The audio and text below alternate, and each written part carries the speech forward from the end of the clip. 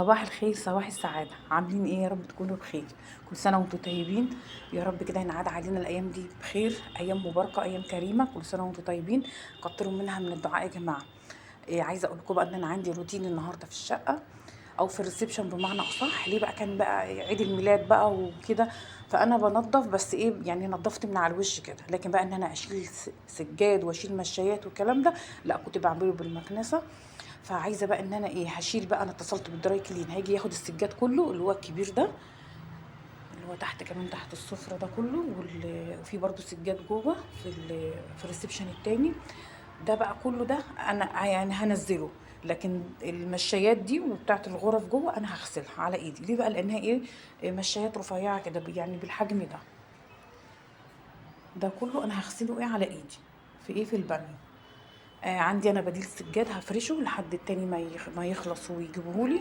ودول بقى طبعا هياخدوا مثلا يومين كده ولا حاجه او ثلاثه، وهفرشهم على طول. انا عندي يعني بديل يعني. فانا قلت برضو اخدكم معايا في الجوله دي. بصوا بقى، السجاد ده بقى يا جماعه تقيل جدا جدا جدا. بصوا انا هقرب لكم الكاميرا منه وتشوفوه عامل ازاي. بصي، بيحوش حاجات فيه يعني. بصوا الخيط ده بيحوش حاجات فيه. بعمله بالمكنسة وكل حاجة وبيتشفط وبيبقى زي الفل.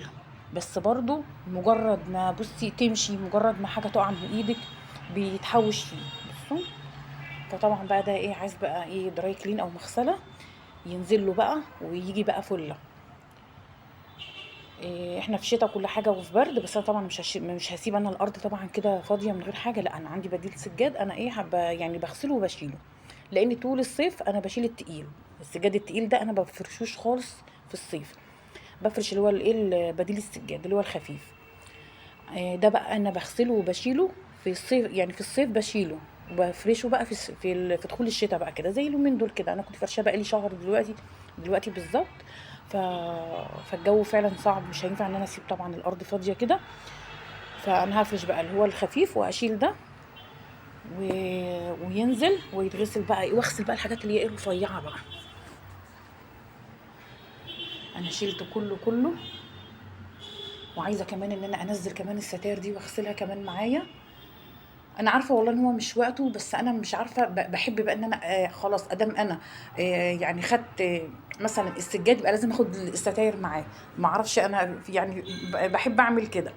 ما بحبش بقى مثلا بقى ببقى غاسله السجاد ويبقى نضيف وحلو وزي الفل وافرشه، تحسي بقى ان هو لسه جديد بقى.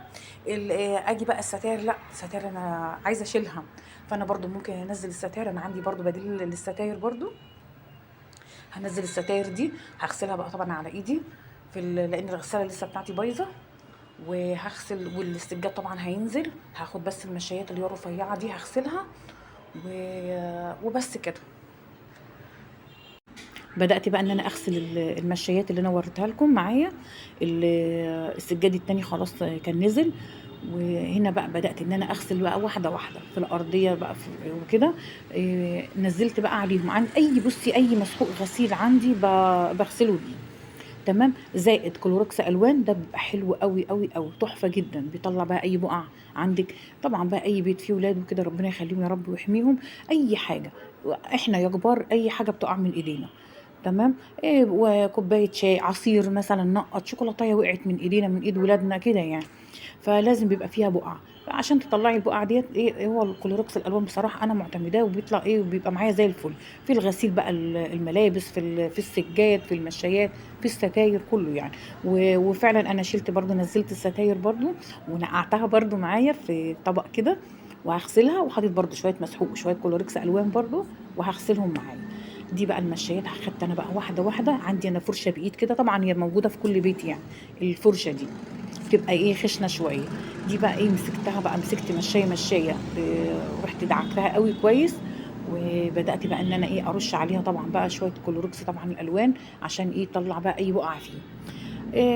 شايفين بقى الميه نازله ازاي يعني. برضو يعني مش متوسخه قوي، مش نظيفه قوي برضو يعني.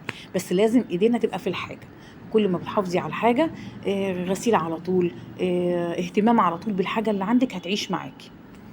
مش معنى ان انا في شتاء ان انا مش هغسل، لا، انا صيف شتاء ما بيفرقش معايا، انا لازم اغسل، ولازم يبقى الحاجه عندي تبقى نظيفه. الحمد لله يا رب، ربنا يديمها علينا وعليكم نعمه يا رب. بدات بقى ان انا اشطف بقى المشايات هنا. هم يعني ايه، مش صغيرين ومش كبار، يعني دول ايه ممكن الواحد ايه يغسلهم بايده عادي، يعني مفيش اي مشكله خالص. بدات بقى طبعا ان انا اشطف البانيو، بملاه بقى شويه ميه، بنزل عليه شويه ديتول لان لازم برضو ايه يتطهر وكده، من مكان بقى ايه الحاجات اللي نزل بقى من المشايات وكده. و... وخلاص على كده، يلا اشوفكم بقى على خير فيديو جديد، واقول لكم باي باي.